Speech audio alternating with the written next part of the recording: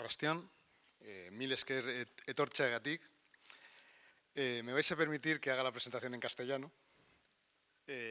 Bueno, antes de nada, agradeceros que vengáis. Me gustaría destacar que es el primer año que hacemos una charla en euskera y bueno, y ya no será la última, por supuesto. Entonces bueno, para nosotros es una alegría ir creciendo y crecer en los dos idiomas que para nosotros son importantes. Antes de presentaros al ponente de hoy, primero, como siempre, quisiera agradecer a todas las entidades que hacen posible este ciclo de conferencias. Obviamente, la biblioteca, Bidebarreta Kulturgunea, el Ayuntamiento de Bilbao, obviamente la Universidad del País Vasco, a través del Laboratorio de Matemáticas, BECAN, ya sabéis, Basque Center for Applied Mathematics, la Real Sociedad Matemática Española y Radio Euskadi. ¿Vale? Que entre todos pues, llevan ya 13 ediciones apoyándonos y haciendo que esto sea posible. Y es un placer que, bueno, pues la primera vez que alguien va a hablar en euskera sea Urtzi Ayesta, bueno, pues, alguien de aquí, que además ha estado trabajando en BECAN y que, digamos, vuelve un poquito de nuevo pues, para contarnos algunas de las cosas que hace. Os lo voy a presentar brevemente. Es profesor Iker Basque de la Facultad de Informática de la UPV, investigador del CNRS en el laboratorio LAS de Toulouse y durante más o menos 15 años ha estado trabajando en el tema que va a hablar hoy, redes de comunicación, pero a lo largo, digamos, de sitios como Estados Unidos, Francia, Países Bajos y obviamente Euskadi. Y os dejo con él y con su charla, que es una perspectiva histórica y científica de cómo las redes y las comunicaciones han cambiado el mundo del telégrafo a Internet y más allá. Gracias, Urtzi.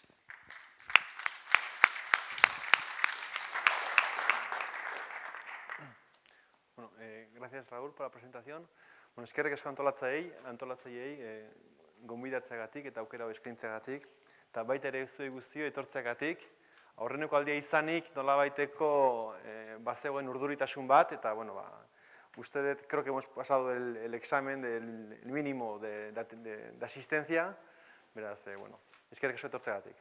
Orduan, bueno, gaurko hitzaldia prestatzea nire kasuan aurreneko aldie da, horrelako ariketa bat, horrelako erronka bati eusten dio dala, ez da, audientzia orokor baten aurrean hitzaldi bat ematea. Orduan ez dakit emaitza zen muzkoa izango da, gustokoa den ala ez. Orduan, hartu dudan enfokea izan da nolabaiteko pupurri bat edo iturri desberdinetatik hartu dut, eta espero dut, agian parte bat gustoko ez badezue, beste bat atseginagoa izango zaizuela. Orduan, jorratu nahiko nituzke puntuak, 5 hauek dira, lehendabizi telegrafoari buruz hitz egingo dut, eta hori izan da, hitzaldi hau ematerakoan dokumentatzen hasi nintzela, bai konturatu nintzen, telegrafoa izan zela mundu mailako lehen sarea.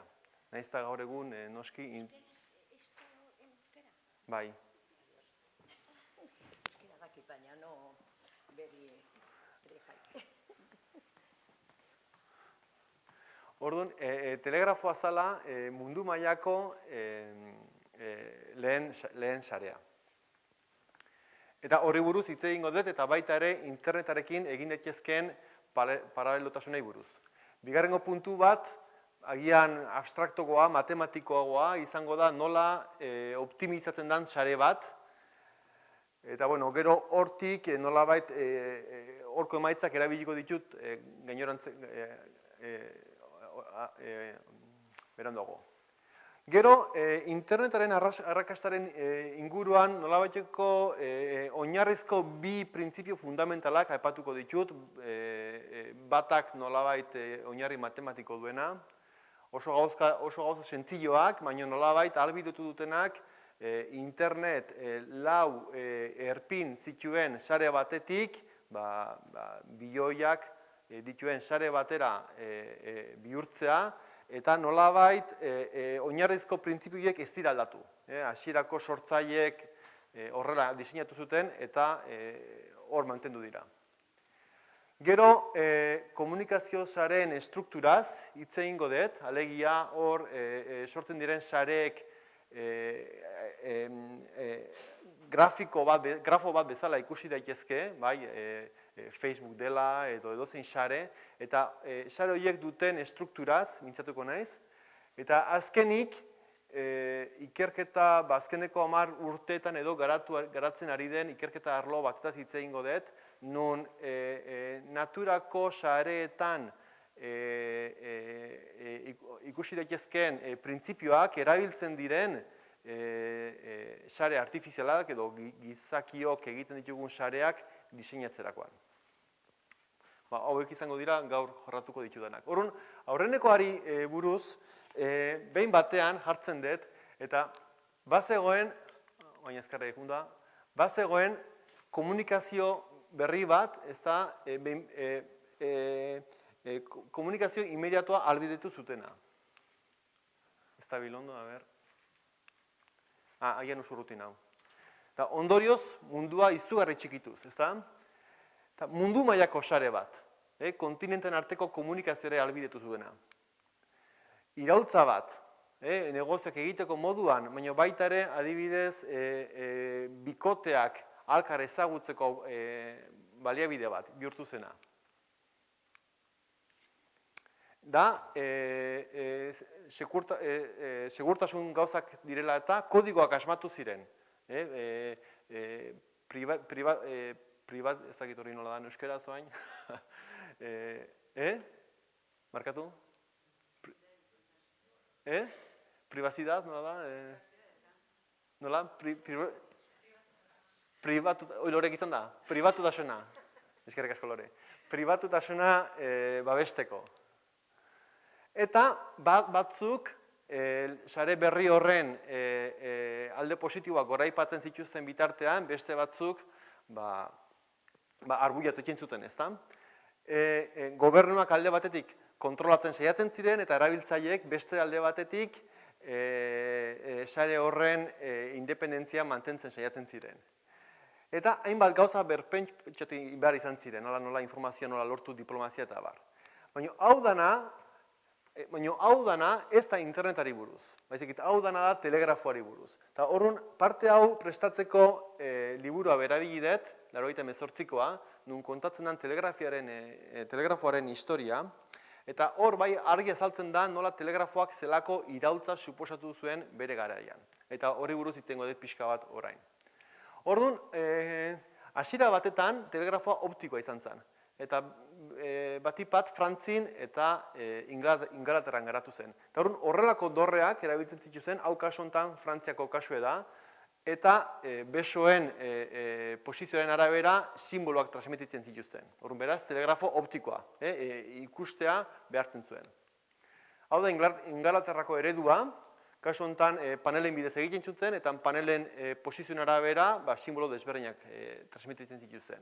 6 panel daudenez, 74 posizio desberdin zuten kasu honetan. Eta horrelako dorreak eraikitzen zituzten, eta esan bezala, uste Frantzian, Paristik, hainbat hiritara, horrelako sare bat eraiki zuten. Gero jauzi bat gertatzen da eta elektrikoa bihurtzen hasten da, baita ere berriro Ingalaterra eta Frantziako ikerlariak ziren nagusi, eta aurreneko bertsio bat, horrelako bertsio bat zen, 5 orratz zeuzken, eta 5 orratzen posizioen arabera simboloak transmititu altzitezkeen, eta kasu honetan 10 kable, 10 lotura behar ziren iturburutik helmugara transmisioa lortzeko, eta hartzaileak hori deskodifikatu egiten zuen. Baina noski, benetako jauzi kualitatiboa Morsen bidez izan zen, 37an, zeinak ahalbidetu zuen kable simple batekin kodigoak transmititzea, hasiera baten kodigo monodikoak direnak, tot, puntuz bakarrik osatuak, eta gero ikerlariak segituan hasi ziren garatzen kodigo bitarrak, nun lerroak eta puntuak. Eta hemen aipatuko nukeia da ikusten den aurreneko ezaugarrietako bat, dala momentu honetatik aurrera hainbat matematikako alor, dena adibidez probabilitatea, zenbaki teoria, kombinatorioa, dira, alor matematikoak zeinentzako aplikazio nagusinetako bat komunikazio edo komunikazio saretan sortzen diren arazoak izan diren. Beraz, bai direla bi esparru eskuz esku garatu direnak. Eta ja da jende hasi zen bere buruari galdezka, nola konprimitu ahalik eta informazio gehiago transmititu arren kanal berdinetik. Eta, kableak pasatu behar ziren, ezta? Eta kontinenten arteko kableak. Eta, liburuan aipatzen diren abenturak izugarriak dira, ezta? Nola jendeak bere bizi galtzen zon, olako itxasontzi, olako kablez betetako itxasontziz, ezta? Azken finean, kablea pasatu behar zen Inglaterratik Ameriketara, eta hainbat saiakera eta gero azkenean lortu zen, ezta? Eta, hor ere hainbat erronka teknikoei aurre egin behar izan zieten, ezta?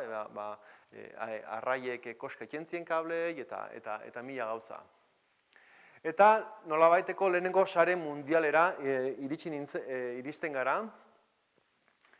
Adibidez, indiar lankide batek esaten zidan telegrafo elektrikoari esker Britaniako gobernuak hainbat errebolta saiakera saiestu ahal izan zituztela, ezta? Zeren Indian egin zuten telegrafo elektrikoa eta indiarrek ez dakit noiz orain oroitzen zein bagarren urtean lortu zuten independentzia, baina aldez aurretik egon zen oso saiakera fuerte bat eta hori bertan behera uzteko kapaz izan ziren telegrafoari esker informazioa oso azkar pasatu zutelako.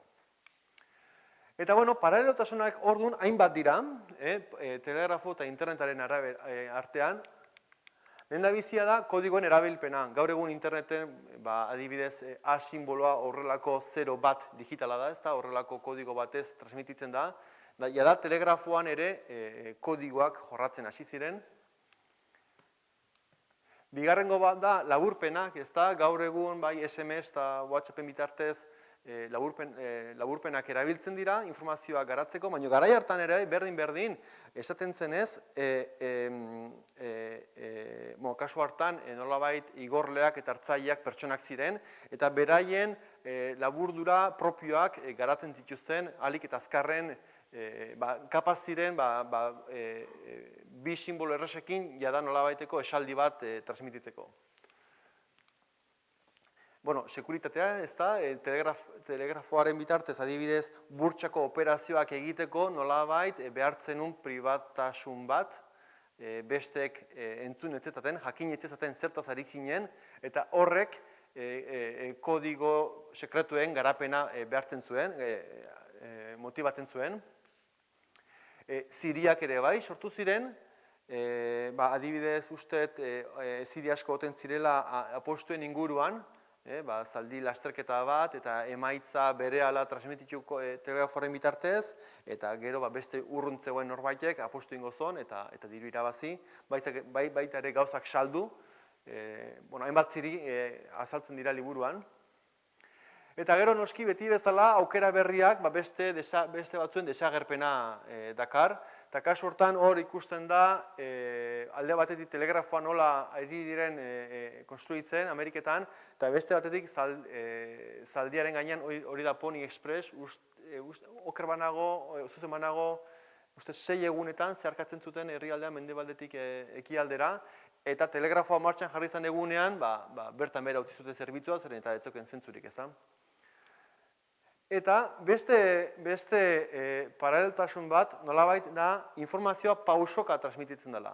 Telegrafoan pertsonaz pertsona, eta internetaren kasuan bidean dauden ordenagailutik ordenagailura.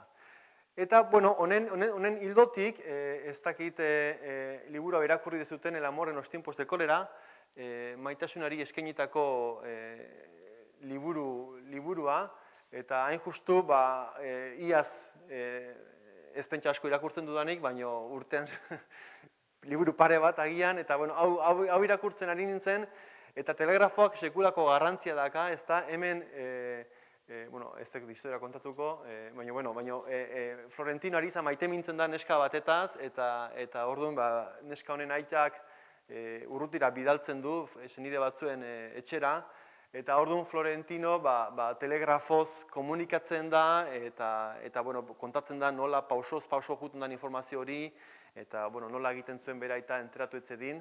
Eta historia dago kontatuta 19. eta 20. Mendean. Eta Florentinok gero Fermina ezkontzen da eta Florentinok itxaroten dio beste senarra hil arte, beraz 60 urtez, eta biak zaharrak direnean maitasunari berriro ekiten diote biok. Parentesi txiki bat. Orduan, telegrafo elektriko egiteko ahalbidetu posible egin zuenak, nolabait Maxwell eta Hertzen lana izan zen, nun frogatu zuten lotura kable horietan elektrizitatea uhin bat bezala transmititzen dela. Eta azken finean informazioa argiaren abiaduran transmititzen da. Gero, zenbat informazio transmititu dezakezu, hori da, nolabait, pentsatu genezake hori dela autopistaren zabalera, baina informazioak beti argiaren abiaduran bidaiatzen du. Eta beste parentesi txiki bat, hau prestatzen ari nintzela, beste ikusi nuen, nik ez nekiena, existitzen zanik ere, eta zer gertatzen zen, kongestioa zeon, adibidez, Paris bezalako hiri batetan edo Londres bezalako hiri batetan, jendea juten zen bulegoetara, eta gauzak bidali, informazioa nahi zuten bidali agian hiriburuko beste leku batera, eta ilarak sortzen ziren, eta zai egon bartzuten, azken finean, adibidez, mezu txiki bat bidaltzeko, agian 10-15 minutu bartzirelako. Eta orduan, horrelako hiri handitan, bai Paris, Londres eta Berlin uste bet, eta beste batzuk ere bat zeuden, azken finean kontrolatu zinen oinez azkarrago zela telegrafoz baino. Eta orduan sare alternatibo bat garatu zuten, ditzen zaiona sare pneumatikoa, ez dakit Bilbon ere egin zen, eta azken finean presiozko sare bat zan, eta presioaren bultzadarekin nolabaiteko paketeak bidaltzen ziren leku batetik bestera, eta Pariseko sarearen kasuan, benetan harrigarria da, 500 kilometroko sarea egintzen, eta 2004 arte funtzionamenduan zeon. Orduan hau da lurrazpian dagoen sare nolabaiteko bat, eta horrelako hainbat hiritan prestatu ziren, gauzak fisikoki bidaltzeko azkarrago zelako. Eta honekin internetarekin ere egin daiteke paralelotasun bat, zeren interneten jakina da, adibidez fisika laborategiek, zeintzuk datu kantitate izugarria daukate transmititzeko alde batetik bestera, eta azkarrago bidaltzen dute informazio hori kamioiez, kamioetan nolabait memoria fisikoak sartuz eta bidaliz, interneta erabili ordez. Parentesia itxi. Eta gero pasatzen gara, telegrafoak hitz egiten ikasi zuen, ezta? Eta, telefonoa sortu zen, eta hemen hasi ziren nolabait gaur egun ezagunak zaizkigun sare arazoak sortzen.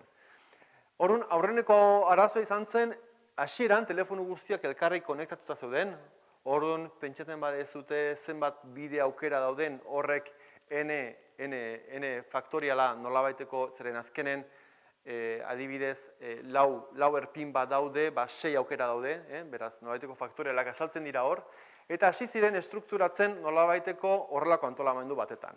Nun alde batetik komutazioa zegoen, komutazioa esan nahi du deiak ez daudela mundu guztiarekin ez dagoela konektatuta, baizik eta auki behar dituzula hor gailu batzuk sarean deiak bideratzeko. Matematikoki edo nolabait sare honen printzipio oinarrizko bat da, zu norbaiti deitzen diozunean, hor bide bat zuretzako garantizatzen dela. Honekin zesan nahi dut, agian izango zenuten zuek esperientzia, saiatu norbaiti deitzen eta sareak esaten dizula mezu bat esanez, barkatu, sarea saturatuta dago, deia ezin da gertatu. Hori da, sarearen kapazitatea iritsi zerrelako. Adibidez, sare horrek bidoietako bat, lotura horietako bat, ahalbidetzen baditu, ez dakit, 10 dei, momentu batetan 10 pertsona baldin badaude dei bat egiten, beste inor ezin da onartu sarean. Nire kasuan hau gertatu izan du zait, adibidez, urtezar gauean eta horrelako momentu berezitan. Nun sareak kolapsatuta dagoen. Eta hau da, bai garrantzitsua, zeren internetak erabateko bide oso desberdina hartu zuen. Hori geroxeago aipatuko dut.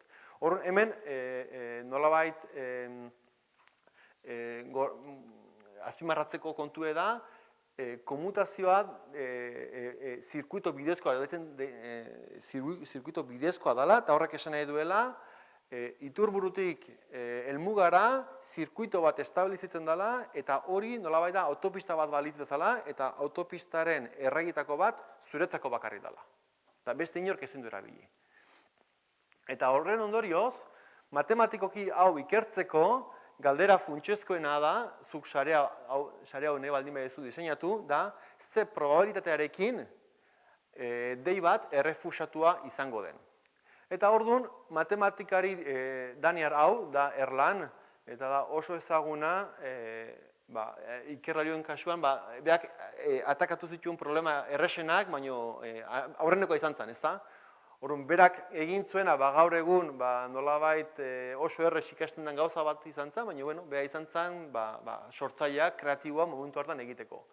Orduan, horrelako formula hau garatu zuen, nun parametroak, ez da justet izutu nahi, bain formulekin, baina nolabait loturaren kapazitatea n baldin bada, n dei aldi berean transmititu alba daitezke, eta lambda baldin bada nolabait zenbat tasatan sortzen diren dei berriak, eta bat mu hori da dei baten iraupena, berak horrelako formula bat garatu zuen, zeinek esaten dizun, ze probabilitatearekin deiak izango diren errefusatuak. Orduan, operadoreak egin behar duena da, lambda ezin dezu nolabait manipulatu, lambda da, hiri baten, bilbo baten deiak nola sortzen diren, iraupena ere printzipioz, jendeak deitzen du, jendearen deia daukan luzera, eta orduan, n aldatuko zuten, probabilitate hau izan dadin aliketa txikiena, adibidez, 10/6 edo -6 edo oso txikia. Eta, formula hau gaur egun arte erabiltzen da sare telefonikoa nolabait dimensionatzeko. Eta hauek dira sare telefonikoan mugarrik, hainbat 1891-etik nolabait 46 arte mundu mailako estruktura guztia jada finkatu zen eta gauzak ondo funtzionatzen zuten. Hasieran komutadoreak manualak ziren, personak zeuden hor konexioak egiten eta gero hori automatizatu zen. Ados. Orduan, orain sartzen naiz, bukatzen dut telegrafoari eta, sare telefonikoari eskaini nahi nion atala, eta beste atal bat erabat desberdina, laburra ere, ez da oso luza izango. Orduan, sareetan nahi baldin baditugu matematikoki aztertu edo optimizatu, nolabait problema horrelako oso zeria izango litzateke, hau da sare bat, eta badakigu iturburu eta helmugaren artean nolabaiteko behar bat badagoela, transmititzeko behar bat badagoela, eta operadoreak edo sarearen nagusiak erabaki behar du zer kapazitate jarri behar duen lotura bakoitzean. Hemen zirkuluak dira erpinak, zirkuluak izan daitezke sare telefonikoan, izango lirateke makinak o hiriburuak agian, eta loturak izango lirateke hiriburu horien artean dauden kableak adibidez. Eta matematikoki nolabait, gu nahi deguna da minimizatu funtzio bat, sare guzti horren errendimendua kapturatzen duen funtzio bat, horrelako zehozer, minimoa, batura, lotura guztiengan. Eta gero murriztapen badago, nolabait, zeren hemen K hori da, zenbat diru, kostatzen zaizun zuri, hor kapazitate bat jartzea. Horren oso modu laburrean, nolabait, nahi dugu gauzak ahalik eta hoberen egin, eta murriztapena da, dirua finitua dela. Orduan dirua nun jartzea da hoberen. Orduan, hemen imaginatu olako irudi bat daukagula, nun hemen ardatz vertikala da kostua, ardatz horizontala da zerbitzu maila, eta orduan horrelako zerbitzuaren kostua gorakorra da, ez da, geroz eta zerbitzu hobea eskaini, diru gehiago jarri behar deu, nolabait, natural logikoa denez. Bestaldetik, errendimendua, kasu honetan, itxarotea baldin bada errendimendua, edo blokeatzeko probabilitaterik ez egotea, hori berakorra da, geroz eta zerbitzu maila handiagoa errendimendua hobea da, eta hemendik nolabaiteko konpromezu bat sortzen da, bizitzaren beste aspektu batzutan ere azaltzen dena. Alde batetik, diruaren bitartez edo baliabide gehiago jartzen baditugu, errendimendua hobea da, baina kostu ere handia da. Eta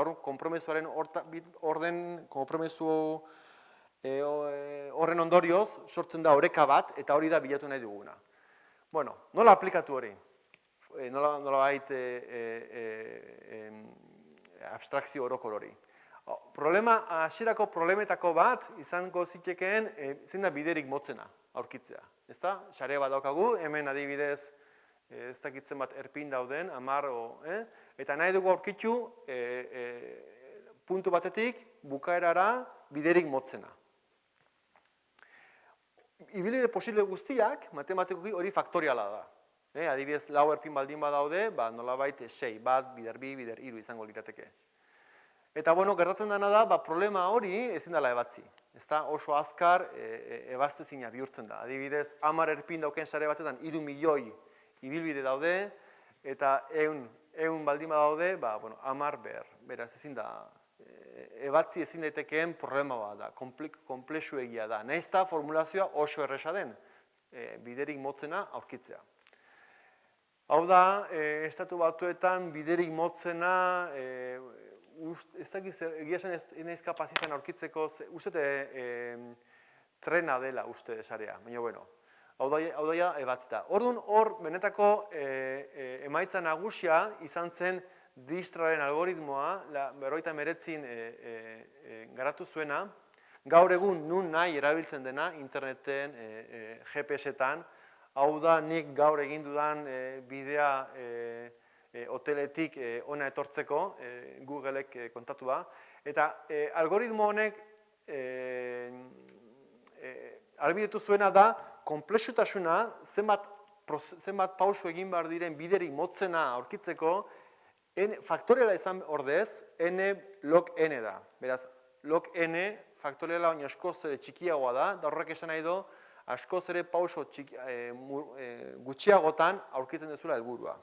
Eta printzipioa oso erresa da, printzipioa da, zu hor iturburan baldin bazaude, ados, baina nolabait da, printzipioa da, bukaratik hastea, eta zu baldin badakizu, demagun, plaza honi ez dakit nola daitzen zaion, nola? Biribila. Zu baldin badakizu biribilatik bide barritara zein da modurik laburrena, orduan, hor baldin bazaude eta biribilatik pasatu behar badezu, hortikan aurrera jada badakizu zer egin beharko zenukeen. Orduan nolabaiteko problema oso konplexua, pausoz pauso ebazten da, bukaeratik hasita eta geroz eta gero poliki atzeraka eginez. Hori da labur bilduz zein den printzipioa eta izugarriko erraskasa izan zuena eta orduz geroztik ikerketa asko gondana. Horri buruaz, biderik motzena. Gero itzuliko nahi zontara, zeren kasu batutan hau ezin dara ebili, adibidez internetaren kasuan, ezin dugu esan zein den biderik motzena puntu batetik bestera, sarea ez dugulako ezagutzen. Kasu honetan ezagutzen da sarea, mapa bat da, baina internetaren kasuan ez dakogu sarearen ezagutzarik. Ez dakigu hortikan aurrera zeintzun diren loturak, ez dakigu zeintzun diren struktura, ez dakigu ezer. Hor gero itzuliko naiz. Beste adibide bat, abstrakzio honen barnean, da nola antolatu trafikoa. Horren hau da argazki bat, uste egiazko argazki bat dela, nolabait horrelako egoera batera iritsi zirela. Hau ezagik pizten dan.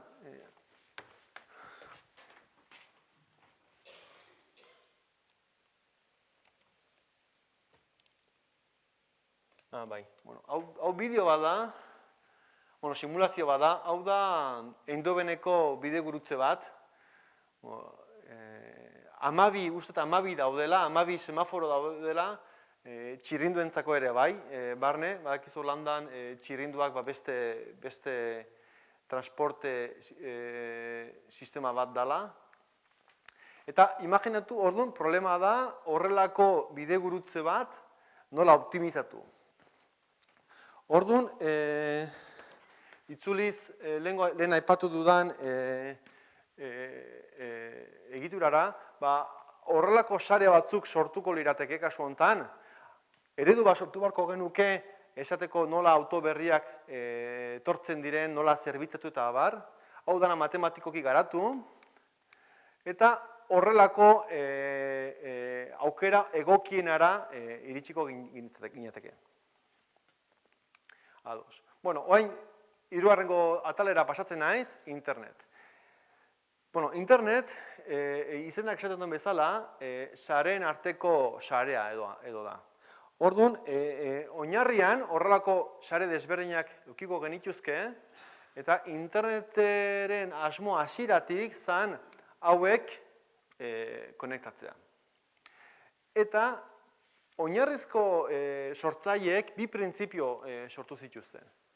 Alde batetik da paketen komutazioa. Bueno, esan dut, telefonaren kasuan nolabaiteko garantizatu egiten zen. Bai?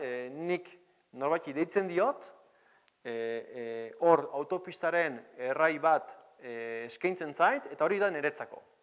Eta autopistak baldin badauzke 10 bide, eta 10 persona baldin badaude hizketan, beste inor ezin do dei bat hasi. Hemen, erabateko beste enfoke bat hartu zuten, eta esatu zuten, bueno, hemen gertatzen dena da, konexioak moztu behar ditugu paketetan, nik e-mail bat bidaltzen dudanean, e-mail hori paketetan osatu behar da, 3-5 pakete, eta pakete bakoitzan bidalia izan behar da sarean zehar, eta ez dago ezer garantizaturik. Agian pakete hori galduko da, agian ez da galduko, baina autopista guztien artean partekatzen da. Hori deitzen zaio paketen komutazioa. Eta beste printzipioa da muturretik muturrerako kontrola. Alegia, paketen guztien ondorioz, erabaki behar da iturburuek ze abiaduratan bidali behar duten paketeak. Eta internetaren sortzaileak esan duten, bueno, egin behar duguna da, hori iturburuak erabaki behar duela. Alegia, sarea ez du ezer egiten. Sareak egiten duen bakarra da, paketeak leku batetik bestera bidali. Baina ez dago inolako inteligentziarik, sarean. Sarea ez du erabakirik hartzen. Eta horren, bi printzipio hauen inguruan hitz egingo dut orain. Eta, bueno, hau da internet, 1979an, hiru ordenagailu daude hor, Estatuetako hiru servidore. Ikusi dut, Raul Ibañezek bidali duen Twitterren bidali duen anuntzio bat aste honetan, eta nire argazki bat zegoen olako makina izugarri handi batekin, ezakit ikusi zuten, hori da horreneko comento una foto que se mandaba este martes, que no sé dónde, porque creo que ya no está en internet, ya la quité, pero bueno, la habrás encontrado. La máquina que aparece es la máquina de UCLA del primer internet. La que mandó la primera conexión, es un armario. Hau da, 1979an, gero ja segidan ja hasi ziren beste unibertsitate batzuk gehitzen, 1971an, beti oraindik Estatu Batuetan, eta bueno, gero ja salto izugarri handi bat, ezta, gaur egun, 2010. Eta benetan hemen azpimarratzekoa dana da printzipioak ez direla aldatu. Nolabait sortzaileek printzipio horiek hor jarri zituzten eta gero sarea bere kabuz handitzen. Eta orduan ikerlariek beren buruari galdetu diote, baina nola liteke honek horren ondo funtzionatzea. Orduan, paketen komutazioari buruz nolabaiteko justifikazio matematikoa, eta hau da Kleinrock da internetaren sortzaileetako bat, ez da hor jende asko zegoen, baina hau da bere tesian garatu zuena, oso gauza erresa, eta bueno, orduan da, demagun N N kapazitatea lotura N dala. Bai? Aldi berean N pakete transmititu daitezke. Eta demagun bi N erabiltzaile daudela, beraz, jende gehiago. Beraz, telefonoaren kasuan, demagun, bakarrik N personek hitz egin altzezaketen. Baina internetean ez da? Internetean zu konektatzen zarenean, beti bidali dezakezu zeozer. Demagun orduan, bakoitzak, erabiltzaile hauetako bakoitzak, probabilitate bat laurden probabilitatearekin zeozer bidali nahi duela. Orduan, zenbaki handien legeak esaten digu, bataz beste, N zati bi. Hau da, azken bakarrik, bi N bider bat zati lau. Bai? Hau da, zuen intuizioak ere esaten dizuna. Bi N daude, probabilitatea hau da, bi hauek biderkatzen dituzu, eta hori da itxaropen bat, hori da bataz besteko bat. Eta zenbaki handien legeak da oso lege estatistiko orokor bat, karakterizatzen duena populazio handi bat dagoenean ze gertatzen den. Eta hain zuzen frogatzen du konvergentzia bat dagoela itxaropen hortara.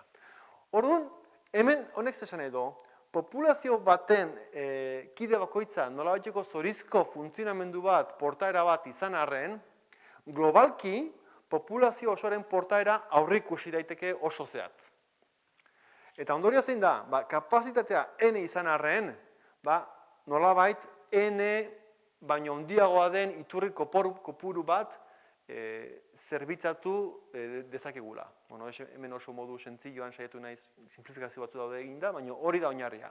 Eta hau da, telefono sarearekin nolabaiteko aldaketa radikal bat suposatu zuena kontzeptzioan. Ados. Eta bigarrengo aukera da, esaten duena, muturretik muturrerako kongestioa. Orduan, esan bezala paketeak bidaltzen dira sarean,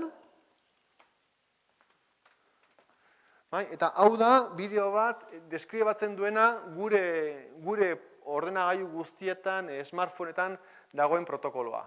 Orduan, hau da datuak bidaltzen dituna, agian pixkate geratuko dut.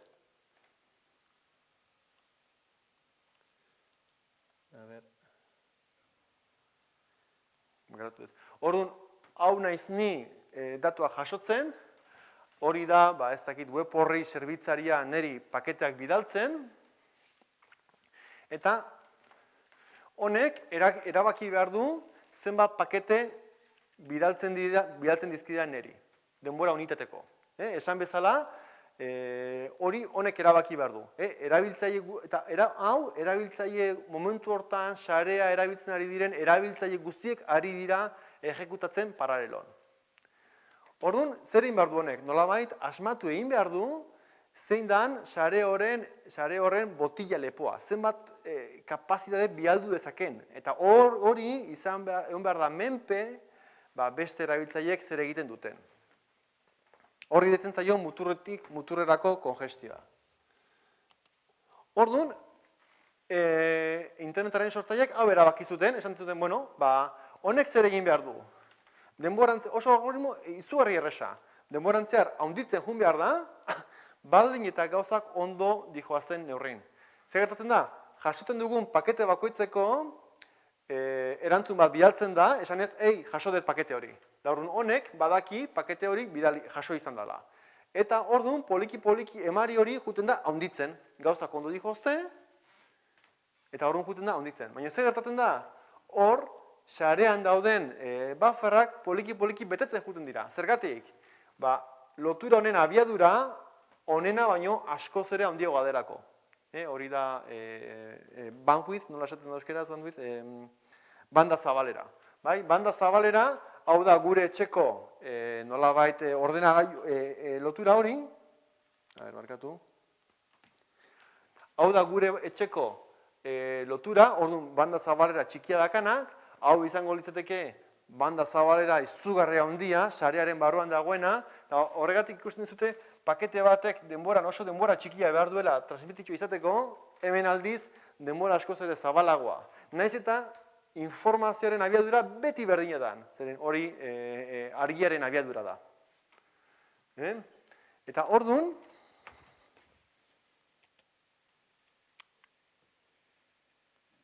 baina ez dakit, aurreatzea badaukadan.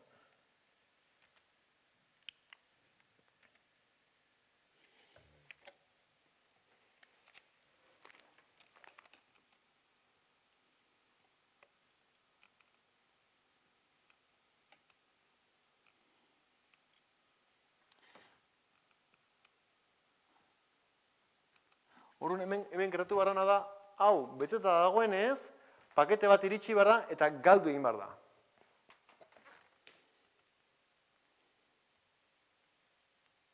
Hor, drop, pakete bat galdu izan dela. Orduan hemen badakigu zeren utxune bat egon behar da, nolabait, zenbakitan. Eta honek, hortaz konturatzerakoan oso gauza erresa egiten du eta zer egiten du zati bi. Baina ez dugu ikusi.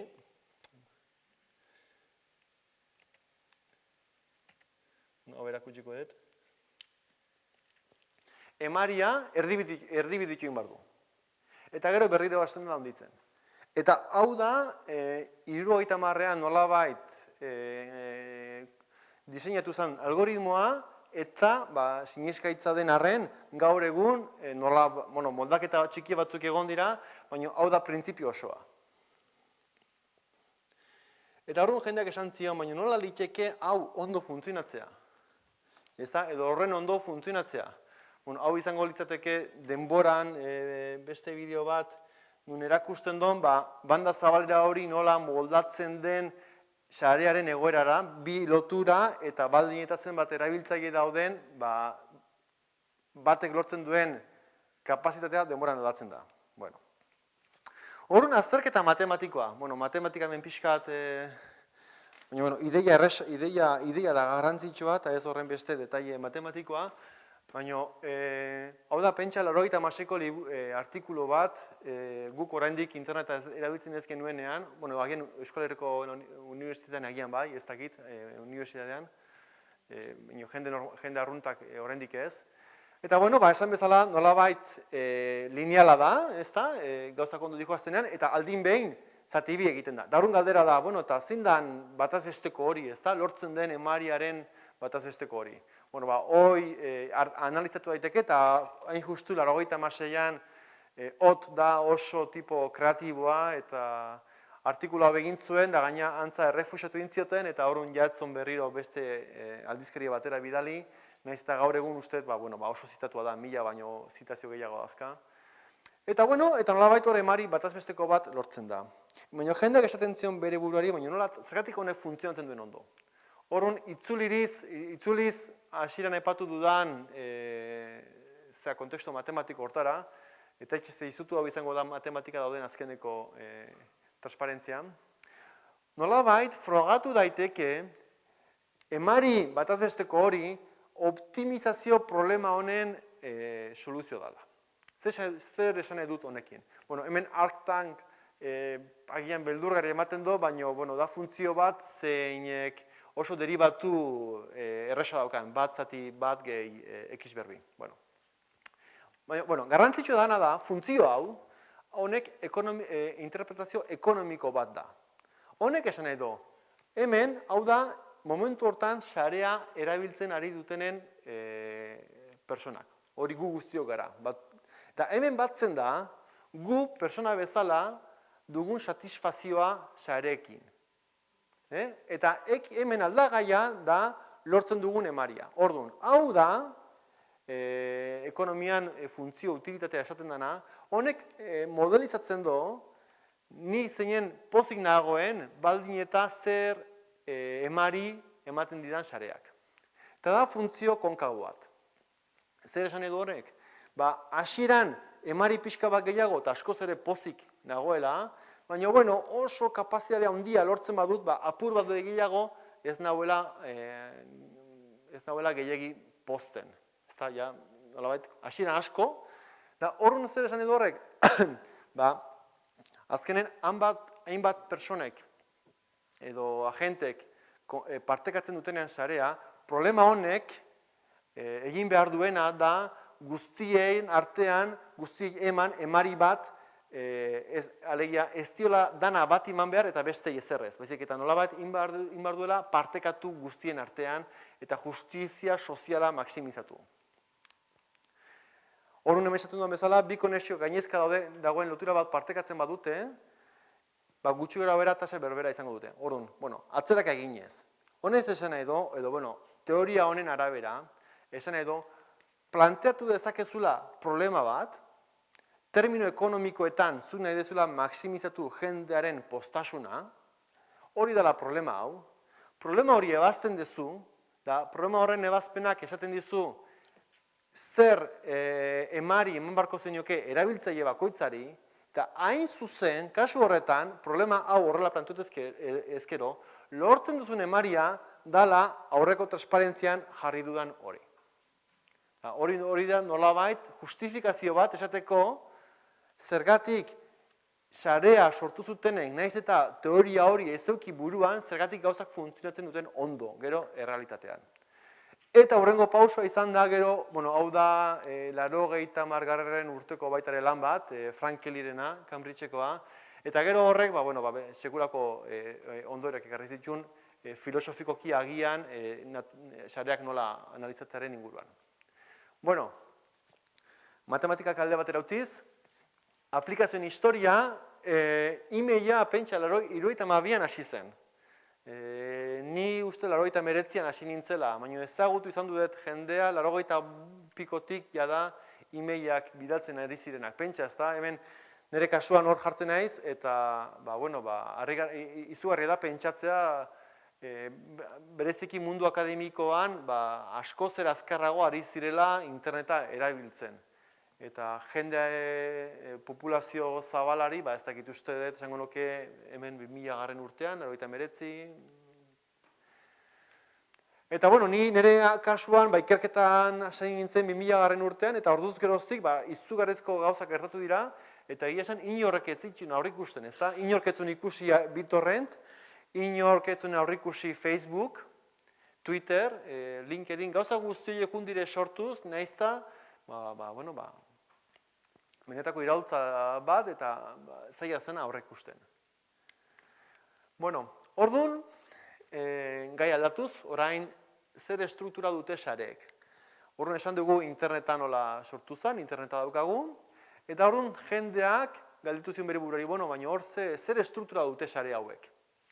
Eta orduan horrek zesan nahi do, orduan grafoen teoria erabiltzen da. Grafoen teorian, Erdos-Reni eredua oso ezaguna da, hau da Erdos matematikaria, oso ezaguna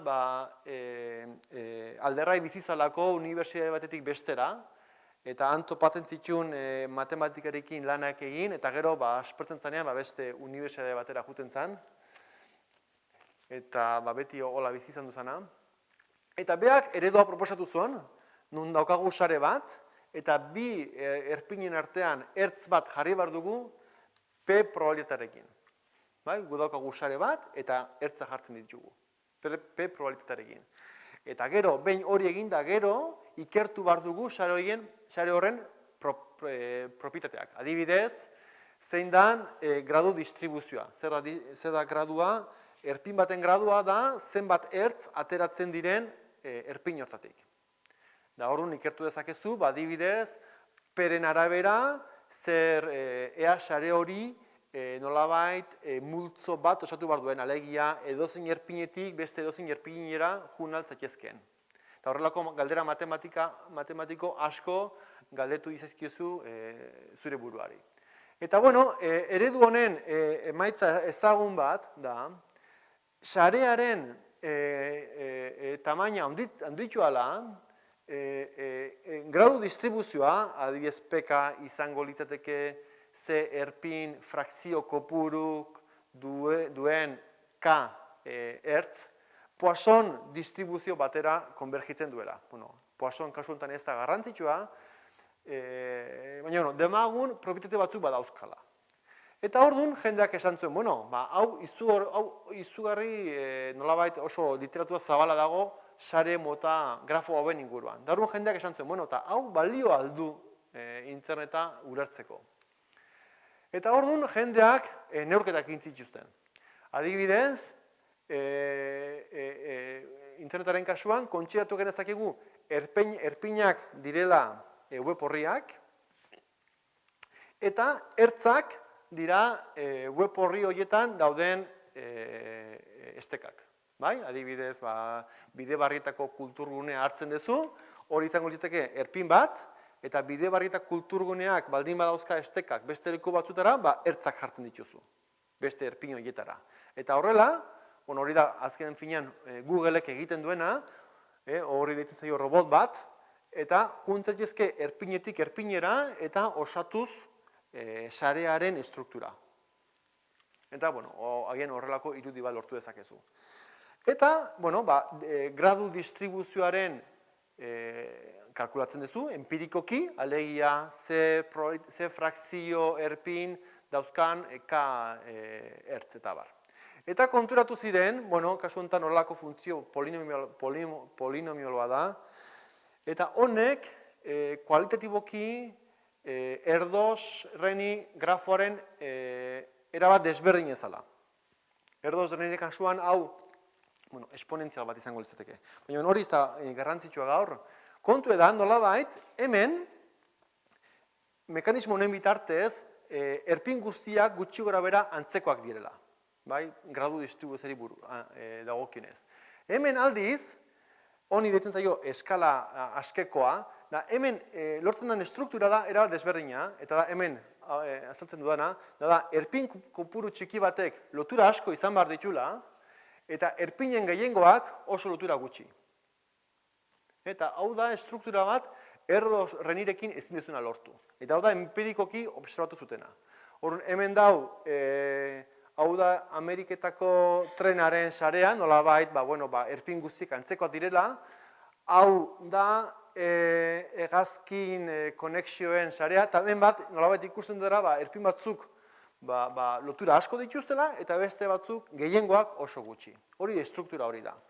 Eta hau benetako iraultza bat izan zen 89an, honi eskala askekoak esaten zaie, zergatik zeren orduan komunitate matematikoak bapatean bazeukan grafo mota berri bat analizatzeko nun ez zegoen ezer, eta nun antza errealitatea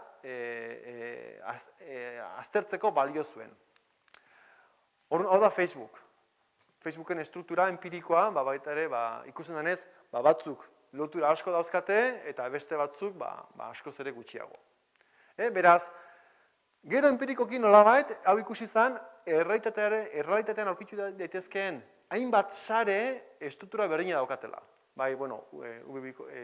Interneta, baina telefono deiak, naturan dauden beste sare batzuk, protein interakzioak, garunaren neurona sarea, diruaren banaketa, nun hemen erpinak pertsonal irateke eta dirua nola dagoen banatuta, sexu harremanen sarea, hau Suedian egindako ikerketa lan bat, eta berdina, batzuk sexu harreman asko, eta gehiengoak oso gutxi,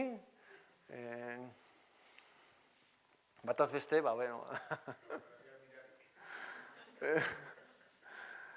haien hori gezurrak izango, ez dakit. Kontua da, zeintzu die, baina, kualitatiboki zesan edo honek, oinarrizko funtzioak funtzionatu behar dutela, nahiz eta akats batzuk egon.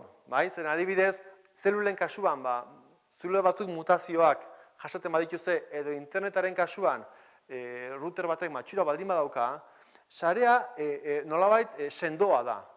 Estruktura berezi horrek egiten do erpin ez garrantzitsu bat kentzen badezu ez dolako inongo kalterik ekartzen. Horren zer zen edo, erpinen hausazko 80% kendu ezkero, gainontzekoa kluster kompakto bat osatu behar dute. Eta hau erdosekin etzan gertatuko. Eta ahultasuna, txamponaren bestaldea, ez da, erpin berezi baten erauzketa, nolabait sarea desintegratu egiten du. Eta horren esan bezala, jendeak esan zen, ados, hau nolabait ikusi zen naturan hainbat lekutan azaltzen zala, eta orduan behartzan garatu eredu bat ulertzeko zergatik. zeren erdozetarrenik ez zuen balio. Eta orduan, eredu bat sortu zen, gero oso ezaguna egindana, eta da, aurreneko puntua da, sareak etengabe hazten ari dira. Demagun Facebook hartzen dugula, bai? Sarea etengabe hazten ari da, jende berria etorriala. Bigarrengo pausua da, observazioa da, erpin berri batek nahiago izan behar duela ertz asko dituen erpin batekin konektatzeko. Bai? Zu Facebooken baldin bat zaude eta lagunak nahi baldin bat dituzu egin, agian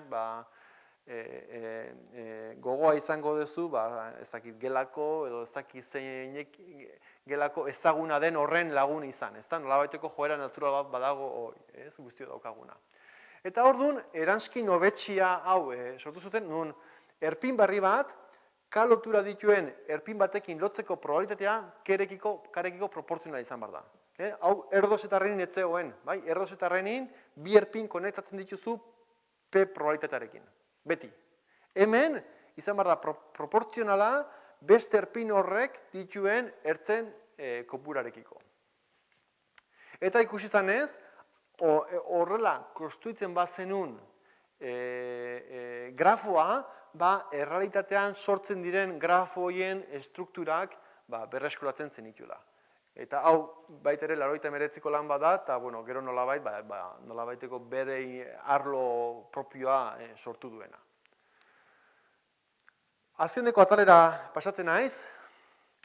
Orduan, hemen, nolabait, esan dugu, ikusi dugu, internet dela munduko eskala handiko sari berriena, eta zaharrenak nolabait biologian aurkitzen diren sareak dirateke.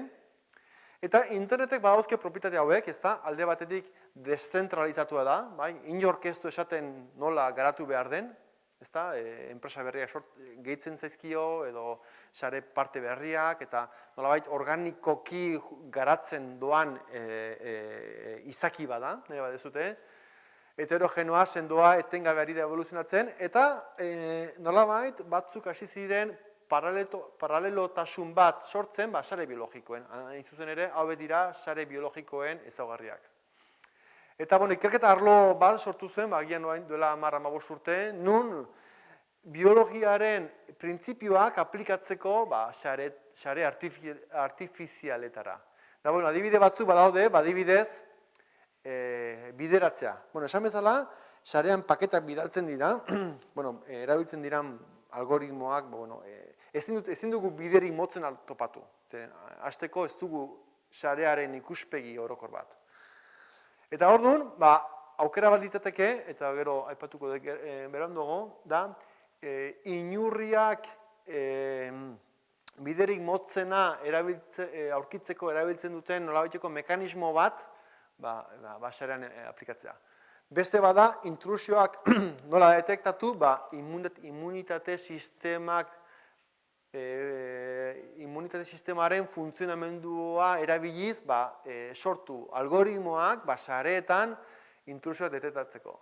Eta beste hirugarren baita ere adibide zabal bat, nola partekatu fitxategiak sareetan, eta epidemiologiatik ikasi ditzakegun printzipioak erabiliz. Orduan, bideratzearena, aipatuko dut pixka bat amaituz. Orduan, esan bezala, biderik motzena topatu dezakegu, ezta? Gertatzen dena da, sarea ez daukagula ikuspegi global bat, eta gainera deszentralizatua dela. Nolabait, bakoitzak bere erabakiak hartzen ditu. Eta orduan, zer gertatzen da hemen? Demagun hemen 6 auto hauek nahi dute enera iritsi, eta hemen ari naiz irudikatzen oreka bat. Hau jokuen teoriatik hartutako adibide bat da. Orduan, demagun hau gu gehala, erabiltzaileak, eta jun behar dugu helmugara. Eta bi aukera dauzkagu. Orduan, oreka bat egongo da, eta zer gertatuko da? Hemen funtzionek esaten digu zenbat denbora behar dan S-tik V bikoitzara pasatzeko, nun Y-koa den aldagaia. Beraz, hiru auto baldin badatoz hemendik, 10 bider 3, 30 segundu behar dira hori zeharkatzeko. Eta hemen daukagu oreka bat. Zergatik, S-etik N-era juteko denbora, darlako 82 bi aukeratan.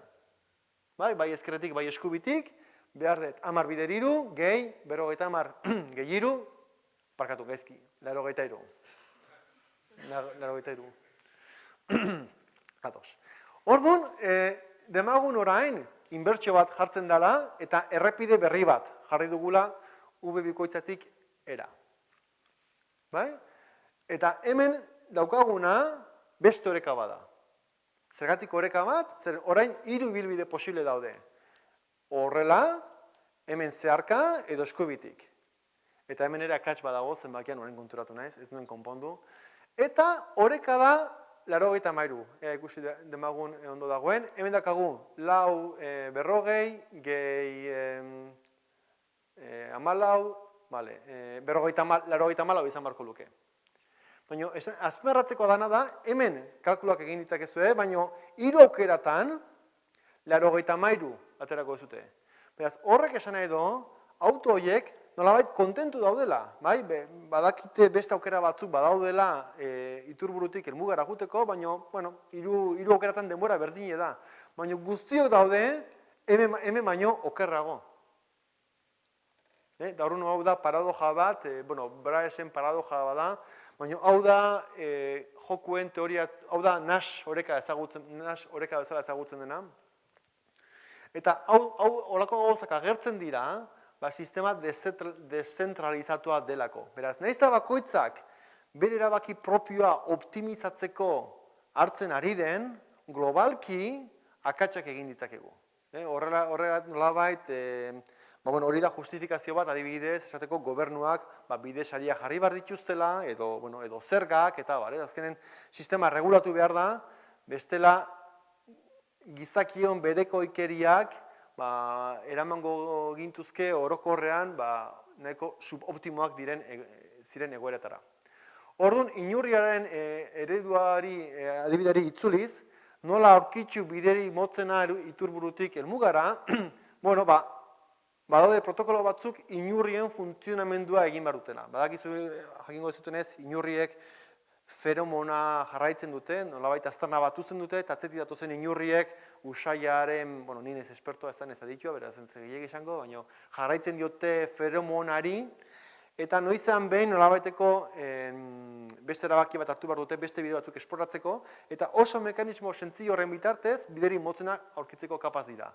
Eta hori emulatu genezake protokolotan, paketetan, eta hori ere egiten da.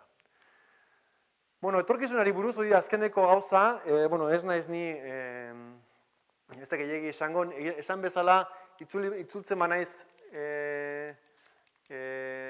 transparentzia ontara, nik ez dut ezer aurrikusi, gertatu den guztia, ez dut aurrikusi, Facebook etorri zenean ez nion garrantzi gehiagirik ikusi, eta Twitter agian gehiago, baina, egia esan, ez dut uste, akzioa Ameriketan dago, Silicon Valley, eta uste gainontzeko guztiok, gauzak ikusi ditugu gertatzen, benetan aurrikusi gabe. Beraz, ez dut esango etorkizunan zer gertatuko den, baina bai joera batzuk ikusten direla, bat da hau, ez da, Windows azkeneko 30 urtetan izan duen pisua, berak aduala, azken finean, smartphoneen garantzia dela eta, ez da, geroz eta beste sistema batzu daude, eta agian, zarearen ikuspuntutik, Google izan zen sekulako iraultza, bere bilakar, ez dakit oroitzen zareten, baina Google aterazenean hor bazego den beste bilaketa robot batzuk, ez da, Hispavista eta Yahoo bera, ez da. Da ez zegoen argi zergatik Googleek izango zuen horren besteko arrakasta, baina izan zuen. Eta, ikusten da, joera bat hori ere aldatzen ari dela, ez da, gaur egun jendeak smartphoneetan, bilaketak beste modu batan egiten dituelako. Hori ere ez dakit zerako eragina izango duen aurrerantzean. Labur bilduz, komunikazioa funtsezko jarduera, funtsezko kontzeptuak aspaldi dira ezagunak, abiadura, banda zabalera, multiplexazioa bideratzea, eta ara eta guztiaren nolabaiteko iraultza bat gertatu izan da, gauza guzti horien batura dela eta. Internetak mundu aldatu du, eta mundua txikitu du, eta hala eta guztuz ere hau prestatzen ari nintzela, eta bueno, liburu hau eta beste batzuk irakurriz, hor badago gako bat, ez? Adibidez, elektrizitatea aterazenean, zenbaitzuk uste zuten horrek herrialdeen arteko gaizki ulertzeak desagertuko zirela, ezta? Da, bueno, etzan gertatu. Eta hegazkinekin oso kurioso zen, baina bastatzen zen prentsan nola horrek arbitu bartzuen herrialde desberdinetako jendea alkar ezagutzea. Da, bueno, hori ere ez dakit zen horretan gertatzen den. Telebistarekin hezkuntza nolabait sozializatuko zala pentsatu zen. Eta, bueno, eta internetarekin nolabait mundu mailako pakea ere gertatu zitxekela. Ez da, nolabait komunikazio guzti honek ahalbidetuko zuela munduan dauden arazo batzuk larriak konpontzea. Eta, bueno, argi dago ez goaz hortik, ez da. Beraz, hor badago akats fundamental bat. Eta hor nintzela idazten, oroitu nintzen laboataz. Laboak badauke hor lekeitio bat. Lekeitioak dira laboaren abesti esperimentalak. Eta badauke hor komunikazioa bestia 16 minutuz, komunikazioa laboaren obraren errotako bada, ez? Hainbat zeatan azaltzen da, hor abesten du momentu batean where is the table, eta, komunikazioa eta inkomunikazioa tamalez. Eskerrik asko.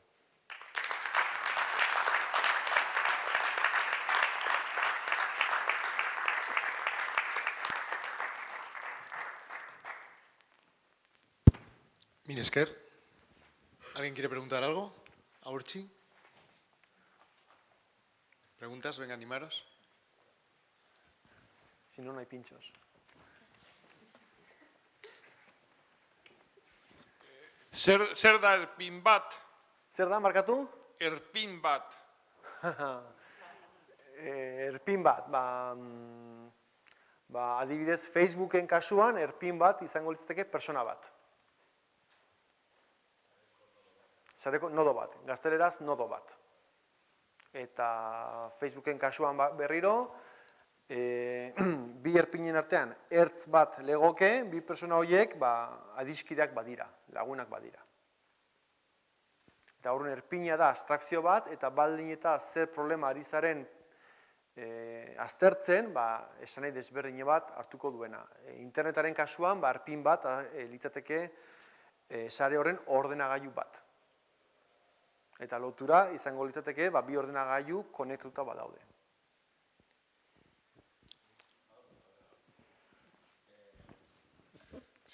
Orain, hainbat jende, bakotxak igual badauzkagu bi tramankulu gainean, eta beste bat etxean, beste bat lanean, eta gero badago Internet of Things delako tramankulu bakotxak berbaiten munduan, eta hor, hainbat, badago muga bat, internet sarea direzioak dira eta dira muga matematiki badago? Ez dakit. Ez dut uste, muga beti dare, dana da finitoa bizitzan. Baina konpondu daitezke. Baina nik uste internetaren historia pixkat azaltzen duena, agian da, jendek aurre ikusten zituen mugak, bata besteren atzetik gainditu indirela. Horren, egia esan, nik oso zaila egiten zait, aurre ikustea ze gertatuko dan. Litekena hori da, Internet of Things, jendek esaten du, ez da, erabiltzen ditugun gailu guztiak egongo diren konektatuta internetera, ez da? Hori da, bat. Da, lehengo baten esaten zidan, etorkizunen ere, orain daude zentro datu erraldoiak, adibidez Google daukana, kalkulok egiteko, eta esaten ari dira, etorkizunean bakoitzak etxean edukiko dugula horrelako zentro kalkulo txiki bat, etxeko gauza guztik egiteko, edo igual hiri auzo bakoitzeko olako, nola ditzen zaio, micro data centers, horrelako bat. Beraz, horrek ere, orain baldin badaude zentro kalkulu gutxi batzuk eta dana horruntz juten da, etorkizunean olako zentroen sare bat sortuko dela. Zaila, benetan, ez nahi sortan, ez dakit. ¿Más preguntas? Venga, animaros, la última. Hemen badago, Zure iritzia aldetzeko, lehen komentatu duzu zaren geometria berri hori, ez da? Nodo gutxi batzuk lotura askorekin eta gehienak loture gutxirekin. Hori nola lotzen da internetaren kontrol-deskontrolarekin? Edo zuk nola ikusten duzu gai hori? Zasian nahi batu duzu, ez da? gobernuen edo Bai. erakunde batzuen kontrol nahi izate hori, eta bestetik horren aurkako joera, ez da? Ez dakit, bueno, egia esan, lehengon irakurtzen nuen artikulu bat, esaten zuela, struktura hori internetari ezin zitzaiola aplikatu. Esaten zuen, beraz, nolabaiteko hori nun internetean existitzen diren erpin batzuk oso konektatuta eta gehiengoa gutxi konektatuta hori gezurra dela internetaren kasuan. Beraz, alde horretatik jada ez dakit horrek gehiegi esan nahi duen. Eta, bueno, ez dakit, kontrolaren inguruan, lankide batek esaten zidan, erabat kontrolatuta gaudela, hasieratik smartphoneak eta badatu zela, ahalbidetuta kontrolatuak izateko, beraz, ez dagoela ihesbiderik. Ez dakit. Ezin duzu zer egin, nik uste. Nahi duzu ihes egin, ez dakit. Telefonorik ez, eta kreditu txartelarik ez, eta mendira, eta ez dakit. Agian ikusten zaituzte satelitaren bitartez. Sí, mi pregunta es sobre la seguridad en Internet y en telecomunicaciones, ¿no? O comunicaciones no sé si vas telefónicas. A ver, no soy... No, bueno, porque o sea, cuando dan telediarios, en los telediarios oímos que Obama pues, ha hablado con Merkel por teléfono. Aunque ahora, hoy día, se pueden hacer una videoconferencia, ¿no? Y además de hablarse, verse, ¿no? Entonces, ¿por qué siguen utilizando el teléfono en lugar de Internet?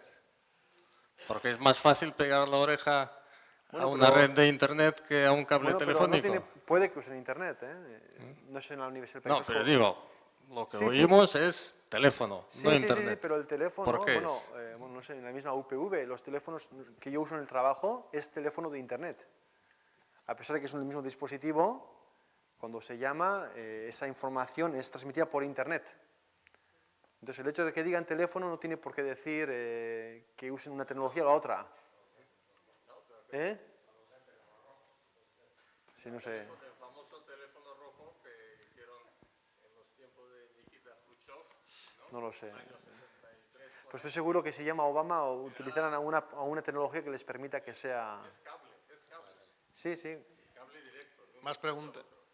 ¿Más preguntas? ¿Más matemáticas? ¿No? ¿Os animáis la última? Bueno, pues Urtzi, mil esker.